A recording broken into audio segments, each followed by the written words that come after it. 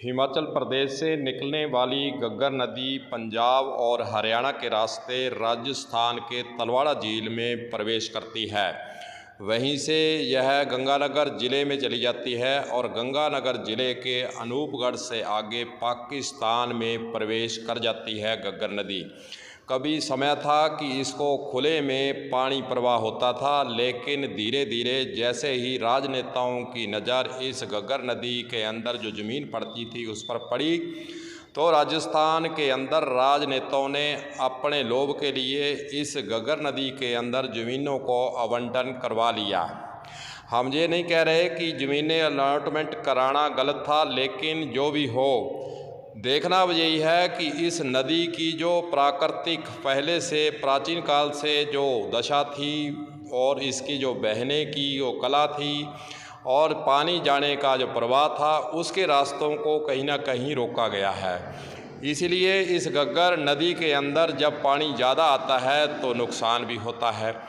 सन 1995 के अंदर ज़्यादा पानी आने के कारण हनुमानगढ़ शहर डूबा भी था। आपको याद कराना चाहते हैं, कारण उसका यही था कि किसानों के द्वारा अवैध बंदे इस घग्गर नदी के अंदर लगाए गए थे। इसीलिए हनुमानगढ़ शहर के डूबने से लाखों करोड़ों का नुकसान भी हुआ था।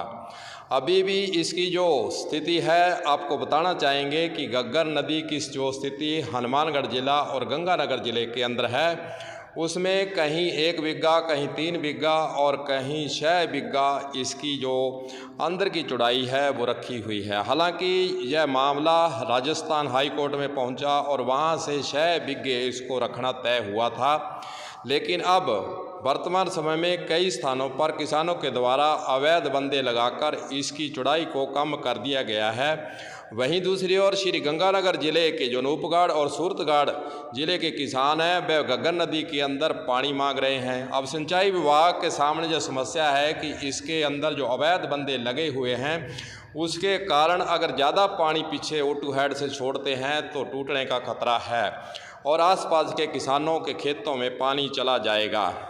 जो भी हो, किसान पानी इसलिए मांग रहे हैं कि धान के लिए घग्गर नदी का जो पानी है बहुत ही उपयोगी सिद्ध होता है, बहुत ही ताकतवर है, बहुत ही गुणकारी है। इसीलिए गंगानगर ज़िले के किसानों ने सूरतगढ़ के अंदर आंदोलन भी चलाया, धरना भी दिया और 3 दिन तक वहां सूरतगढ़ पर धरना लगा रहा। सिंचाई विभाग के हनुमानगढ़ से अधिकारी भी वहां पहुंचे, उनसे बातचीत की गई और 5,500 क्यूसेक इसमें पानी छोड़ने का निर्णय भी लिया गया। लेकिन बात सबसे बड़ी यही है कि आखिरकार किसानों के द्वारा अवैध बंदे फिर यहाँ पर क्यों लगाए गए हैं। इसलिए सिंचाई विभाग के अधिकारी इस समस्या को हल करने के लिए परेशान है कि आखिरकार किसानों को उसकी मांग के अनुसार घग्गर नदी के अंदर पानी कैसे दिया जाए। वैसे देखा जाए तो यह प्राकृतिक पानी है और प्राकृतिक पानी, बरसात का पानी हिमाचल से आता है और इसको रोकने का अधिकार किसी को भी नहीं है, क्योंकि जो पुरानी नाले नदियां हैं वह प्राकृतिक देन है, उसको रोकने का अधिकार हमें नहीं है। लेकिन किसानों के द्वारा जो अवैध बंदे इस घग्गर नदी के अंदर लगाए गए हैं, उससे परेशानी बड़ी है और पानी अगर ज़्यादा पीछे से आता है, बरसात ज़्यादा होती है, तो कहीं ना कहीं हनुमानगढ़ ज़िला और गंगानगर ज़िले के आसपास के जो शहर बसे हुए हैं, गांव बसे हुए हैं, उनको खतरा बढ़ जाता है। जो भी हो, सिंचाई विभाग के द्वारा बार बार अपील भी की जाती है कि जिन किसानों के द्वारा इस नाली बेल्ट के अंदर घग्गर नदी के अंदर अवैध बंदे लगाए गए हैं, उनको वे तोड़ने में वह बंदे नहीं लगाएं, ताकि 6 बिग्गे की चौड़ाई के अंदर पानी आसानी से इस घग्गर नदी से प्रवेश करता हुआ आगे चला जाए। लेकिन सिंचाई विभाग बार बार अपील करने के बाद भी कई किसानों के द्वारा अवैध बंदों को नहीं हटाए जाने से समस्या ज्यों की त्यों हैं। सूरतगढ़ के अंदर जो किसानों ने धरना लगाया था, उनकी मांग यही थी कि 7,000 क्यूसेक इस घग्गर नदी के अंदर पानी छोड़ा जाए। लेकिन वर्तमान स्थिति को देखते हुए, जैसा कि सिंचाई विभाग के अधिकारियों के द्वारा जानकारी दी गई है कि 7,000 क्यूसेक पानी छोड़ने से अवैध बंदों के कारण इसमें खतरा पैदा हो सकता है।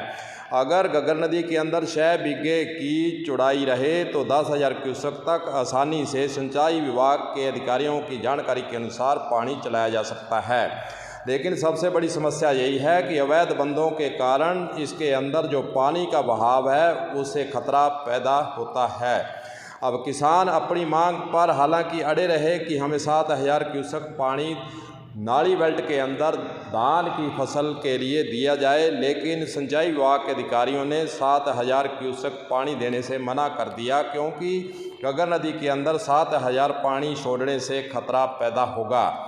इसलिए अवैध बंदों को लेकर जो नीति बनी हुई है सिंचाई विभाग के द्वारा, जो कहा गया है उसके अनुसार किसानों को अवैध बंदों को हटा लेने से ही घग्गर नदी के अंदर जो पानी की मात्रा है वह बढ़ सकती है और धान के लिए कहीं ना कहीं जो किसान पानी मांग रहे हैं उनकी मांग भी पूरी हो सकती है और सिंचाई विभाग भी चैन की नींद सो सकता है। कलम न्यूज़ के लिए गुरदेव सिंह सैनी की हनुमानगढ़ से खास रिपोर्ट।